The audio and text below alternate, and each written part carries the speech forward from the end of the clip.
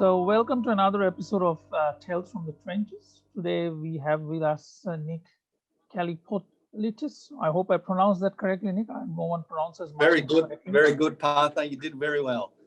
And Nick will talk to us a bit about how he and his practice group has navigated through COVID-19. So, Nick, welcome. And to begin with, if you can tell us a bit about yourself and your role at Coleman Greig. Yeah, thanks, Partha. And it's really a pleasure to be a part of the podcast series. It's a great initiative by yourself and SBA. Look, as you pointed out, I'm a principal director at Coleman Greig. I'm in the litigation team. I'm an accredited specialist in commercial litigation. So I like to think I know a little bit about what I do, or at least my peers think I do. And I've been doing it since I've been admitted as a lawyer. So that's even actually slightly before I got admitted. So that's about 15 years now, just over 15 years. And litigation's been my life. So that's obviously my niche practice area.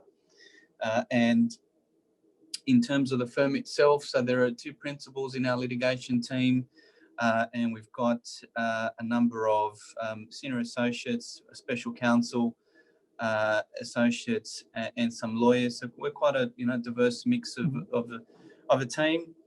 And I like to think we're quite a young team, and I think we are. And that's positive for us because it's good to see the next generation of lawyers coming through. So I think that's a positive, obviously, for the firm itself. But also indicative, I think, of the talent that's now being produced by various universities. So that's a little bit of a snapshot of myself. I am on the board of Coleman Greig, so I can get heavily involved on that side of it. I also chair our technology group, so that's also become probably a more pertinent factor within the firm, looking at technology across the board, so holistically, firm-wide, but also trying to see what we can deliver to clients on that front. You said you obviously chair the technology group within the firm, and Yes. over the 15 years that you have been in the litigation and also in your long time with Coleman Greig, how has your practice group and overall Coleman Greig transformed in that time? You hear a lot of talk about transformation in firms. So what are your thoughts on it, Nick, in terms of what you have done in Coleman Greig and how that looks like? The legal culture itself, as a result, is changing. I think that's pretty clear. And I think that's ultimately how we need to view it. We need to view it as cultural change, because it does affect many facets of the firm. It's not just being able to log into your computer every day to work, whether it's in the office or it's remotely. It obviously affects businesses in many different ways, to the collection of cash, to the way we manage staff, to the way we manage business development. Obviously, COVID-19 has been, the catalyst for a lot of this, or to push it, as I may say. And in terms of our practice groups, so if I look at litigation, for example, where we've tried to adapt for what we, all coin the digital age, is how we can do things more efficiently, for example. And that can be seen, again, through various forms. So now it might be we communicate as a team through MS Teams or Zoom, whereas what we traditionally would do is, we'd all meet in a big boardroom in person. If it wasn't in person, if people couldn't be there, they'd be on the telephone. So it wasn't via video, whereas, as a bit like what we're doing right now, Partha, we're able to have a podcast via Zoom. We now hold our team meetings through those channels. If you, are in the boardroom or in the office, certainly you can, still attend in person. But being able to offer those things is particularly useful. It obviously still allows for connectivity, still allows for communication, and obviously litigation, it's quite important. We need to be able to communicate, one, with ourselves, so we can communicate with the other party or with the client, including for someone like myself. So obviously I have a few, or there are a few lawyers in the team that I need to delegate down to. So I certainly need to be across what they're doing, whether there's any questions I need to ask, and that's a good way to do it without having to be, in the same room. And that was one of my concerns. I was good at sort of being in the office and popping into everyone's office and having a chat. Whereas now it's, let's get on a call and get on the video and let's talk through various things. So I think that's been one of the key changes for our teams. One of the other changes is, and again, not to use it as the catchword, but it obviously is for 2020. COVID also, I think, brought upon us that we have to be less reliant on paper. And that certainly is because, we're all now going to be in different locations, whether you're working from home or whether you're working in the office. Certainly not going to be able to, print off large volumes of material as I would be in an office. So it's finding ways to work, again, as I said, more efficiently, and that drives better outcomes for the client, whether it's cost and in terms of being able to get the work done quicker.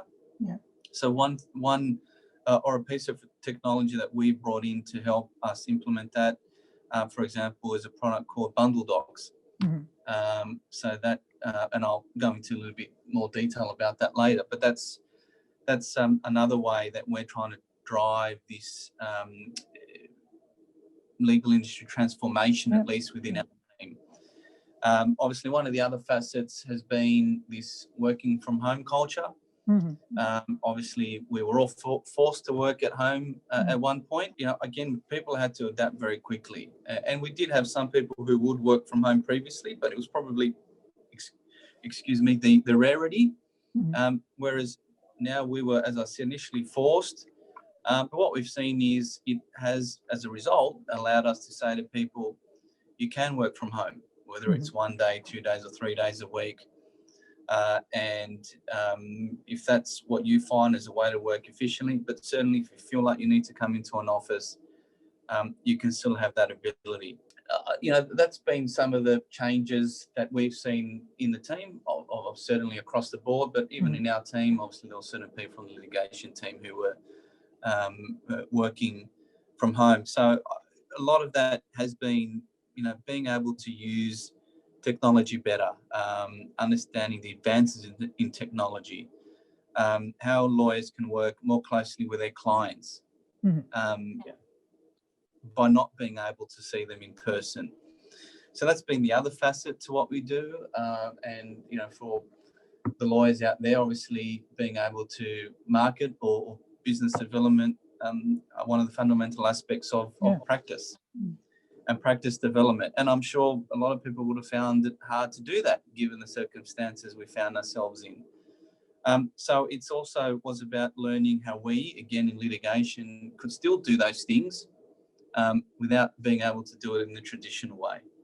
From the aspect of that, how do you think the team has embraced, or how easy or how difficult has it been for the team? Obviously, there is differences of how team members adopt to things like lack of paper or not being in the office, and also how have your clients perceived these transformations in terms of, are they open to meeting more in Zoom happily, or do they still want that first point of touch being a face-to-face meeting?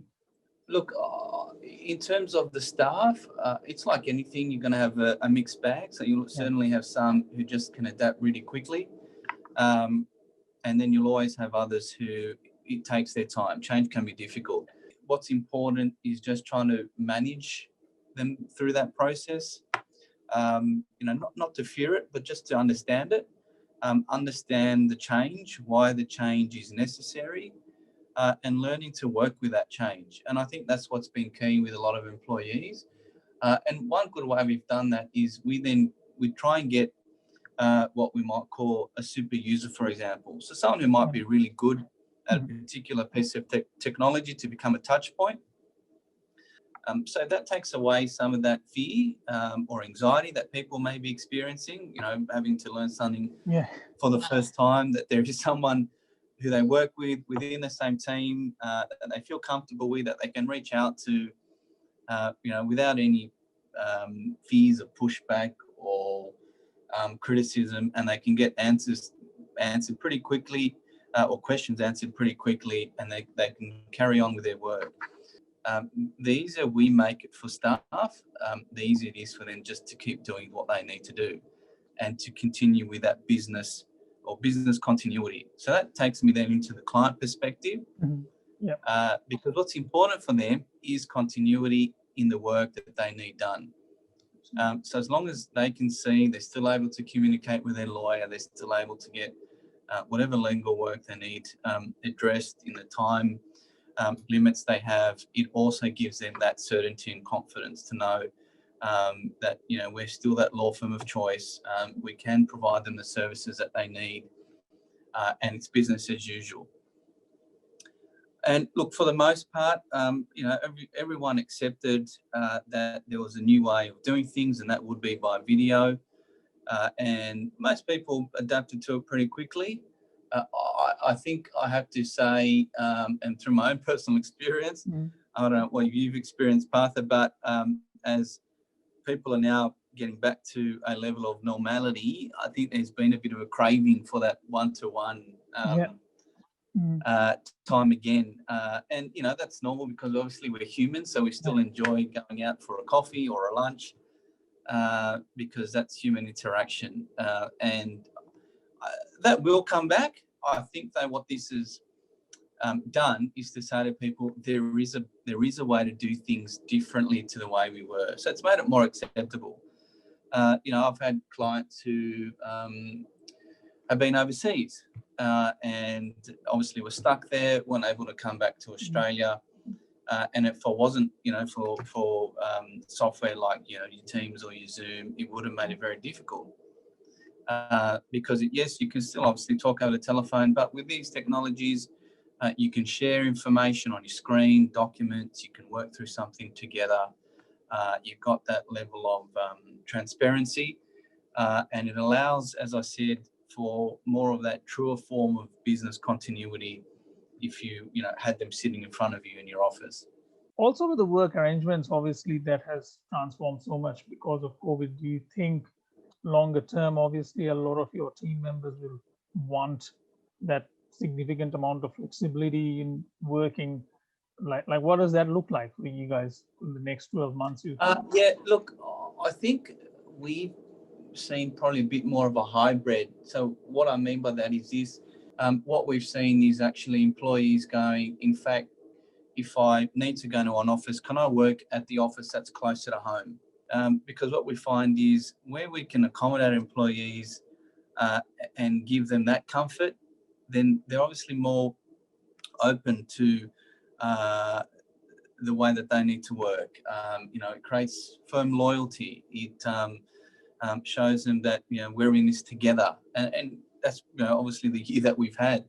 I think all of that comes together to build a good brand, and that's what we're trying to achieve as well. But not just that, it all goes back to the client experience, because the more we're able to accommodate our staff and what they do, the more able we're able to accommodate our clients.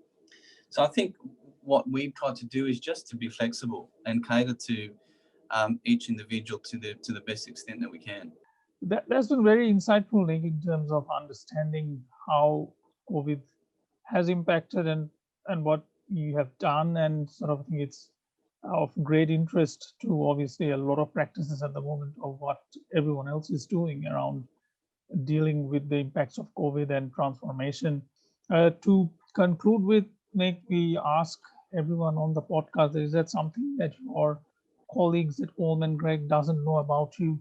That's a secret that would be of interest to them? I've got a few secrets, Partha. Who hasn't, isn't it? Look, I think a couple of things that people may not know about me is So I've got a major in philosophy. Oh, So wow. I did 2 degrees. I did an arts degree, and in that degree, I majored in philosophy and actually public administration, so kind of politically related. And obviously, I've got my law degree. So I maybe have a bit of a philosopher's heart, Fantastic. which I think has probably worked for me as a litigator, because it helps to expand your thought process and think outside of the box. And in one of the another sort of slight secret, or actually probably is a secret I haven't told too many people, one of the subjects I did study in my arts degree was a theatre subject. So I did get to experience some theatrics, and got taught a few different ways of being an actor, so to speak. And probably again, if I look forward, probably as a true litigator, I probably do adopt some of those things, because you do need to take on a bit of a persona sometimes in what I do, to try and achieve a particular purpose or strategy. So, look, I've taken a few things away from that, but not something I've told too many people. No, that's fantastic, and thanks for sharing with us. I think that's fascinating. That a philosophy degree and theatre, you don't see definitely many of that amongst the legal profession, without generalizing too much. But it's great to see the creative side of you, which must be, as you said, in litigation, and something highly complex like that bring a very new aspect of how people can sort of look at some of those problems. So and that's, I think, all part of it, right? You've got to just be able to think a bit more broadly. And whether it's document management, so using something like bundle docs, whether it's marketing and learning how to use LinkedIn better to help on that course. Obviously, there were changes in laws, and you are now able to swear affidavits through video calls. So it's being able to adapt, and that's, I think, one of the key facets of all of this, even if we use the term legal industry transformation. Yeah, a lot of those transformations are actually incremental things that we can do to get a bigger transformation in place. The transformation is never, from what we have seen, also one big thing, but a lot of those incremental small things. And yours being a philosopher, Nick, helps with those, I'm sure. Thank you so much, Nick. Great to have you on Tales from the Trenches, and your thoughts and insights are extremely valuable to understand how firms are dealing with a lot of the different aspects of managing a practice through COVID. So really great to have you on this session. Thanks. Thanks, Partha, and really happy to share my experiences. Thank you. Thank you.